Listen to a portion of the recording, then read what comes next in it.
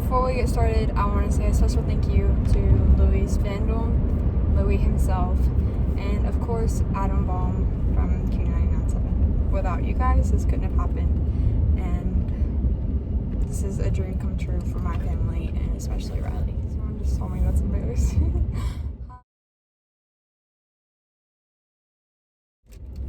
Today is a very special day, and I'm leaving school early because Q997 Atlanta gave Rylee the wonderful surprise yesterday of the fact that she's going to meet Louie. And this means a lot for a lot of different reasons. He's helped save her life when she was like 5 or 6 years old. And when she was 9, he actually donated $10,000 to her GoFundMe so she could put a ramp on our house and make it accessible.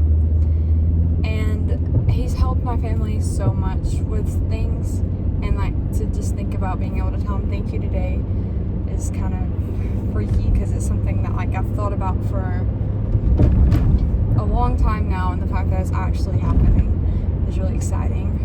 Rylee has packed her a little book bag, her Louie dolls in it, and her hairbrush, lip gloss, and then a picture that she drew for him. It's all in there. It's adorable. She's so excited. This is something that's been a long time coming, and I'm very excited for it to happen. And I want to take you guys along with me. So let's get into the video. I'm so awkward. I'm sorry. This isn't working.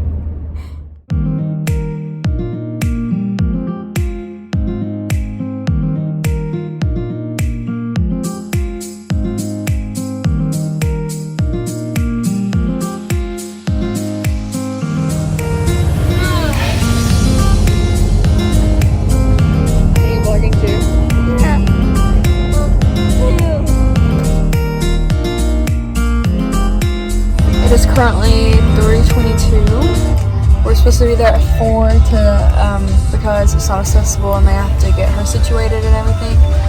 So Keisha and my mom went into the Publix to pee, and we're basically just waiting to get there and go in. Huh?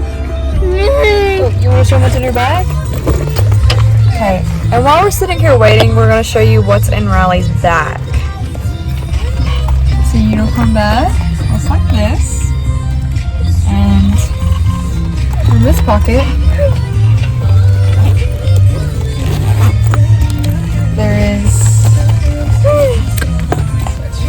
there's a Louie ornament.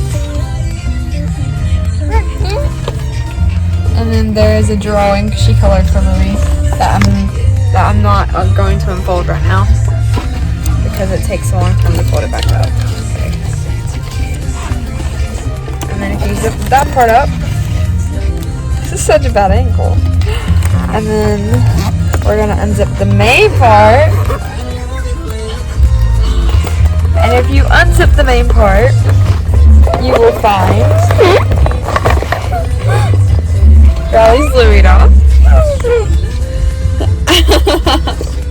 Can you hold him for a minute?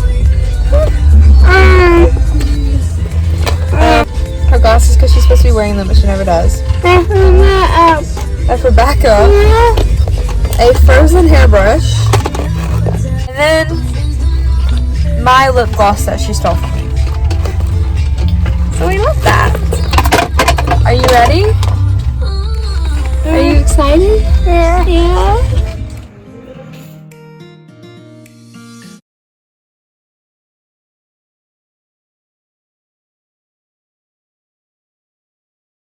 Thank you so much for coming to see me. Right across the six-pack that I no longer have. Thank you. Really? Thanks again for Louie for coming out there. Right here, Rylee, what do you Making want? something very special for us. So, hello. I'm currently sitting in like a random parking lot in Chatsworth because I'm waiting on my friend to go eat. So I thought I could film like a little story time about everything.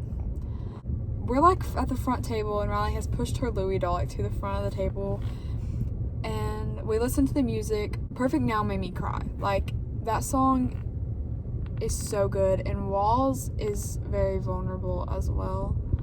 I mean, I loved I Miss You and Just Like You and Just Hold On and all that, but this sound is incredible, and you can tell he just truly found his place and who he is as a person, and I'm so proud of him. Comes back out for the Q&A, and we're sitting there like doing questions and all that, and then Rylee tells my mom to be quiet or something. She went, "Mom," or something like that, and Louis turns and smiles at her, and he does like the cute fond smile, and then like she didn't make eye contact with him, and he watches me like hit her. He looks again to make sure that like, they make eye contact with each other. Like he looks again. So I was sitting there, I was like, oh my god. And in my head I was like, does he know? Like, does he remember us? And then the Q&A is over with.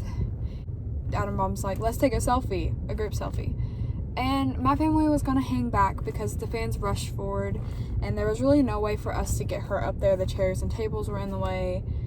Like, it was no way. And so, like, I stood up and I was like, wait a minute, I think she wants to be in it. So I start, like, moving things, and I hear Adam go, "Where's Rylee?" And then out of the corner of my eye, because, like, I'm unbreaking her and stuff, I see this figure moving. And I feel the chair beside me move. And I'm like, okay, his bodyguard maybe, or Adam. No, I look over and Louis is standing right there, moving these chairs for her, and then he gets her wheelchair from me, pushes her right up to the top, bends down, and hugs her for the selfie. Like, this world isn't made for Rylee. Like, it's not accessible most of the time. Oh, sorry. It's not accessible most of the time. We have to fight to give her the right to do most of the things she does, and half of the things that would give her the right to do things we can't afford for her. And the fact that, like, Louis treated her the way that nobody else treats her besides myself and the rest of my family meant so much to me. And that's when it hit me that this was the person who gave $10,000 to us to build our porch, to build that ramp, to make it accessible, and to give her a better life. Like, in that moment, I truly knew that he was that person. And then after the picture, like, he rolls her back over, and he's over there with us, and he gives my mom a hug, and me and Keisha are sobbing. Like, I was ugly crying. Like, and he gives my mom a hug, he gives Rylee a hug, and then he looks at me and Keisha, and he's like, "You all right there, girls?" And we were like, yeah. And then his bodyguard is like, "Well, let's let them go first." He turns and he says, "No, I want them to go last. They need to go last." And I'm sitting there and I'm like, oh, maybe he does remember. Because that was like my biggest fear, was that he didn't remember. My mom goes over and she asks, and she's like, "Can I ask you a question?" He's like, "Yeah." And she's like, "Do you remember us?" And he was like, "Yeah, of course, don't be silly." And like, that sealed it. Because like, to remember something that happened 2 years ago. So then the video that you watched earlier happened. And then after that, we spent quite a lot of time with him. I kind of felt bad because I don't know if we had something else to do or something. Also, I forgot to mention, when we were hugging, he told my mom that we needed that. And like, when I hugged him, he did that little shimmy thing where like you kind of rock a little bit. And as he was hugging me, he was like, "Y'all are good people, y'all are good people." What? Like, no, you're the good person, that's you. And like, I don't know, like the past 2 years have just been like worry after worry after worry. Like, Rylee got diagnosed with epilepsy, and then like her joints are also starting to like pop out of place and stuff, and like it's truly so hard sometimes. But like, he made everything seem so simple, and like he truly like cared, and he truly, I feel like a lot of that's like jumbled together because I truly can't talk about it and fully like just go in depth without crying. He's the nicest person, and he cares so much. Like, I cannot tell you the amount of times we go into public and we have to deal with someone being rude, or someone, you know, blocking a handicap spot, someone blocking the ramp, someone like talking to her like she's a baby, someone talking down on her, someone acting like her wheelchair is just something that like is just like an object. But like, he truly, like, every single time he talked to her, he crouched down. He didn't use a baby voice at all. He talked to her like how he talked to me and my mom and Keisha, and that's something that means a lot.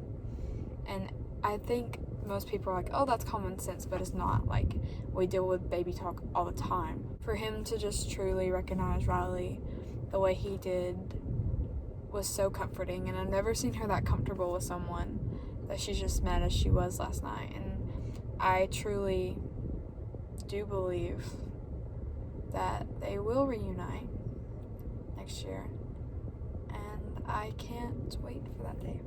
And Rylee can't either, because she is not letting go of her Louis doll.